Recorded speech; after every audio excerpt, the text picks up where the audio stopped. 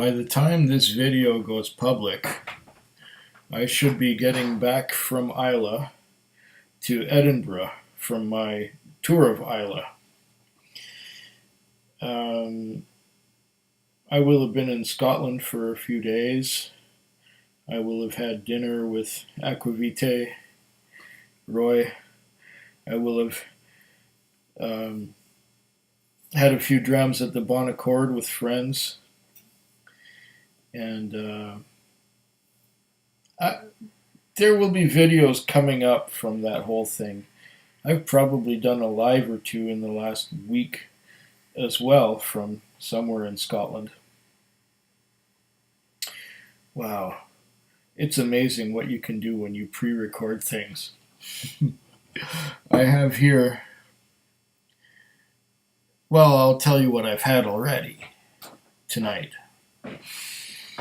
I had a Danfield's 10-year-old private reserve, I think it was called, from Alberta, which was sent to me by way of Saskatchewan by Whiskey Sneerson. Then I had a 12-year-old Canadian Club small batch Classic 12, it was called. Then I had a really amazing, fantastic Crown Royal XR, which stands for Extra Rare Blue. That was nice.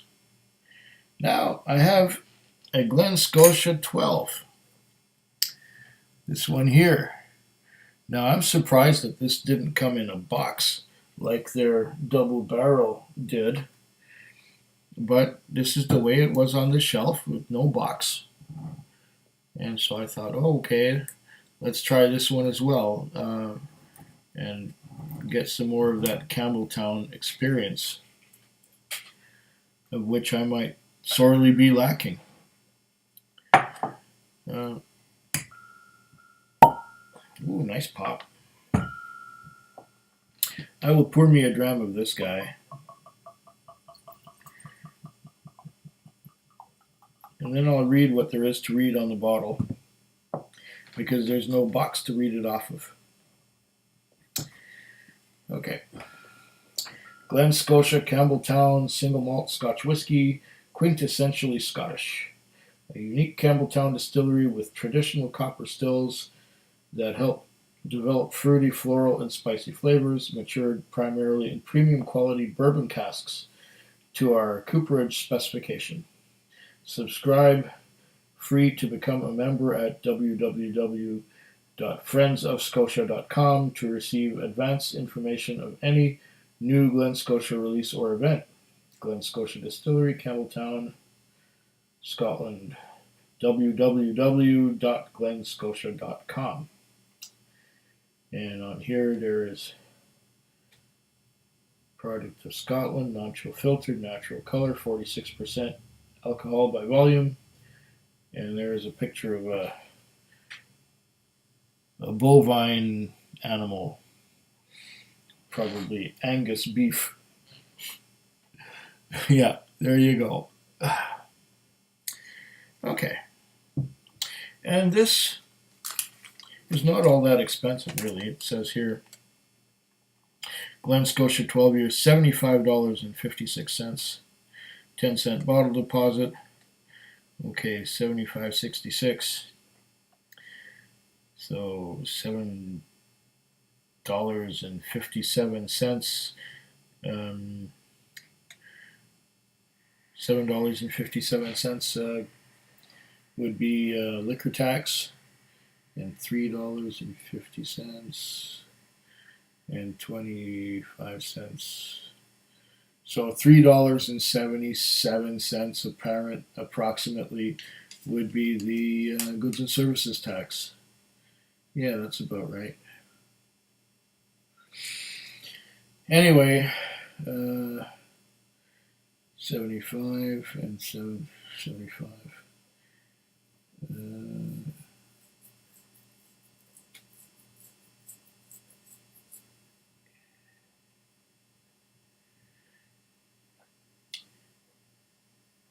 76 and 7 would be 83, and 3.5, 86, 87. $87 out the door. Sorry if my math is kind of slow, but that's just the way things are.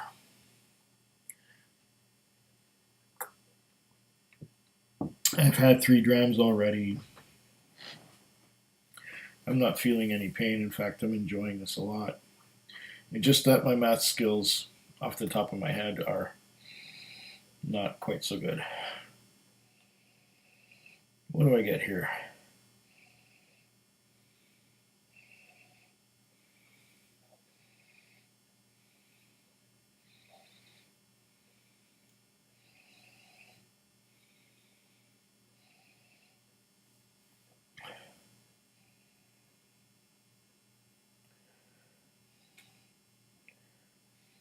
Somewhat malty.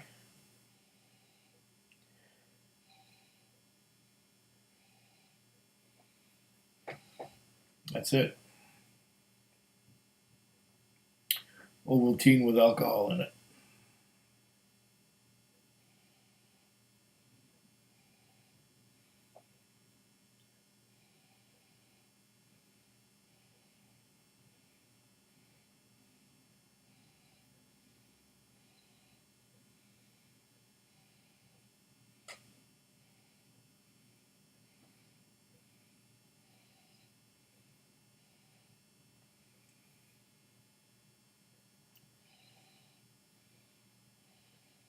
Malty.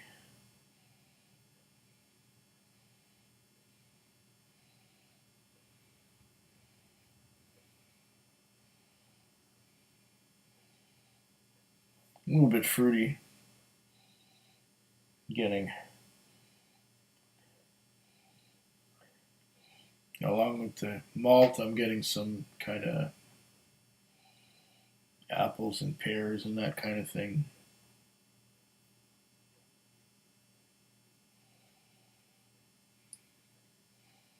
Oh, vanilla. Vanilla and icing sugar.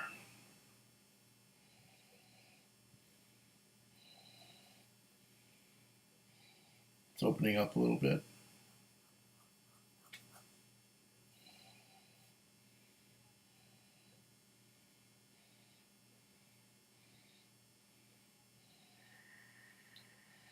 I guess you could call that barley sugar. I don't know. But I'm definitely getting icing sugar and some malted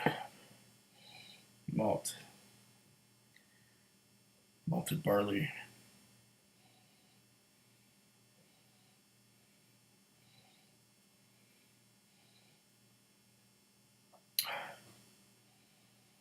That's about all. It's not really that complex. It's not that much going on. Malted barley, sugar. Maybe if I add some water, it would bring something else into it, but I like to taste it neat first. So let's taste this Campbeltown 12-year-old single malt.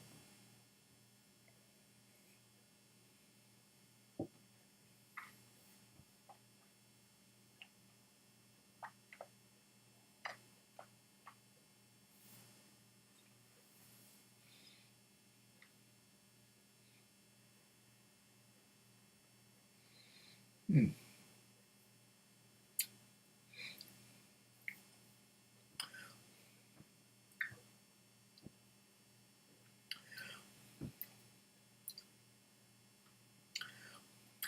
Yeah, malty, a little bit leathery, quite a bit leathery. Leather and malt. Wait, there's a bit of a fruit thing coming in. A little bit of pears, but mostly malt and leather. Leather, leather, leather.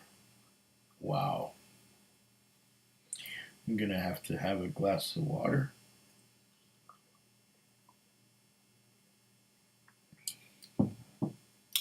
and come right back to this leathery whiskey.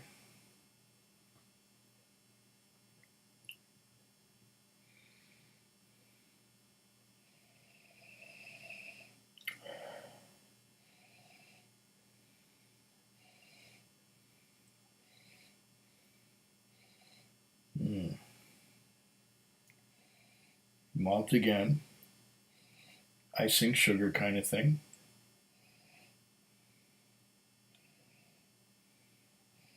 And leather.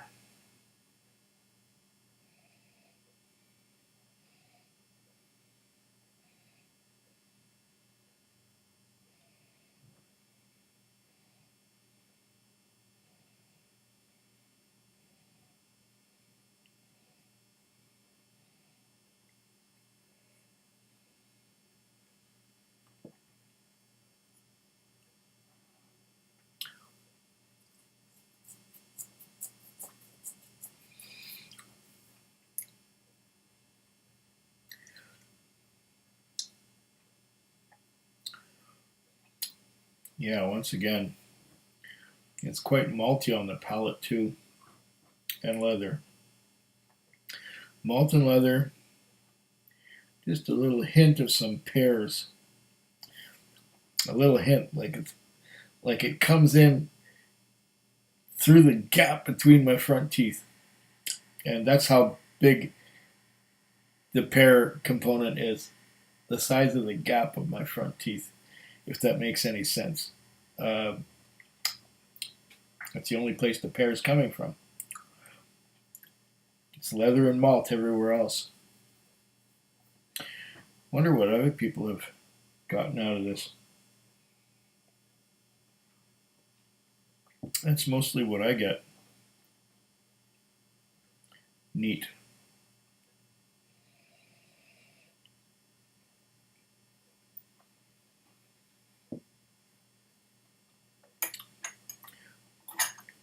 Ah, leather. Wonder what a little bit of water will do.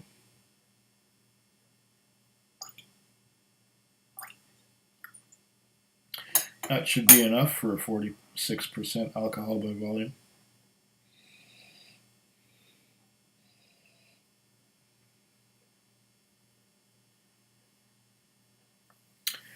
Let's see what happens now.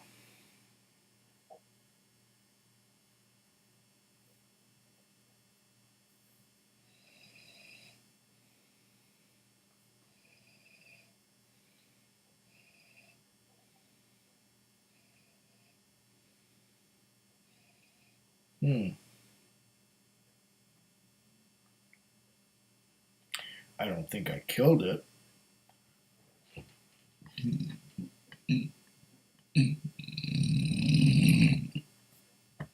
Ugh. No way I could have drowned it.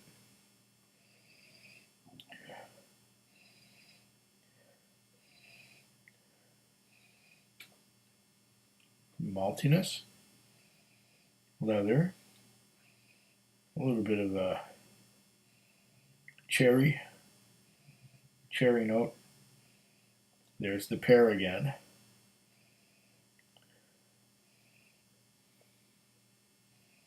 What else am I getting? Am I detecting a little bit of pineapple?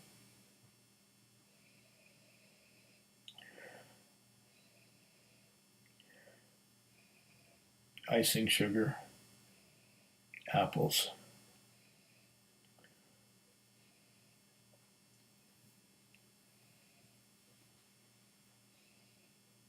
Sort of that Del Monte fruit cup now. Those Del Monte fruit cup cherries, the marinated ones.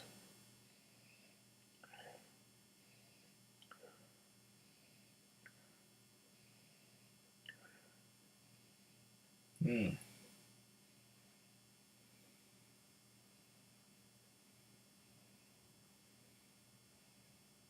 Mm.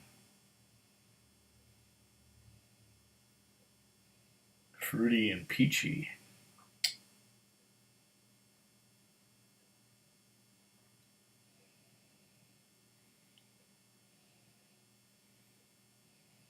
There's the icing sugar again, and maltiness, and those cherries from the Del Monte fruit cup again. They were my favorite part. I would eat everything else first and leave the cherries for last.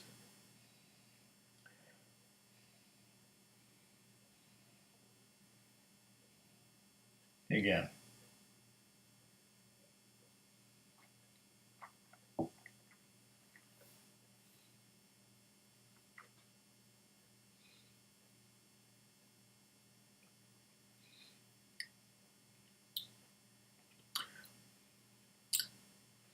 Okay.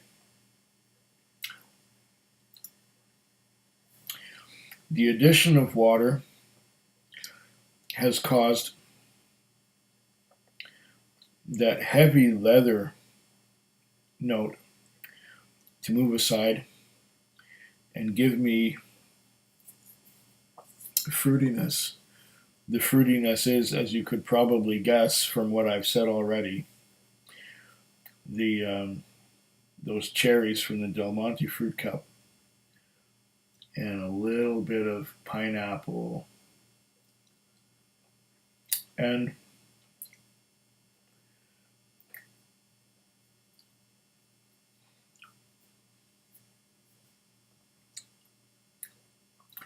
what am I still getting on the palate? Some dryness.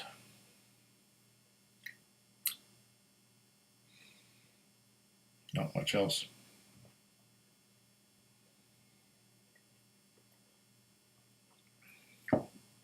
One last time.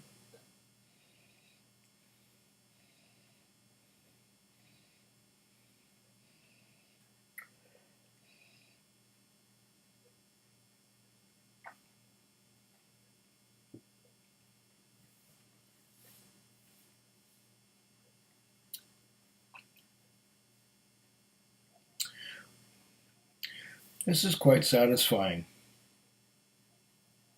with the water. Without the water, I find it too leathery. But here with a bit of water, there is a lot of fruitiness that comes in from under that leather and icing sugar and all that other stuff. This is nice. Rather nice.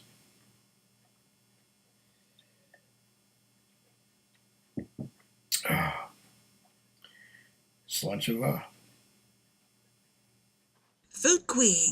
Food Quig. Food Quig. Food Quig. Food Quig. Yeah.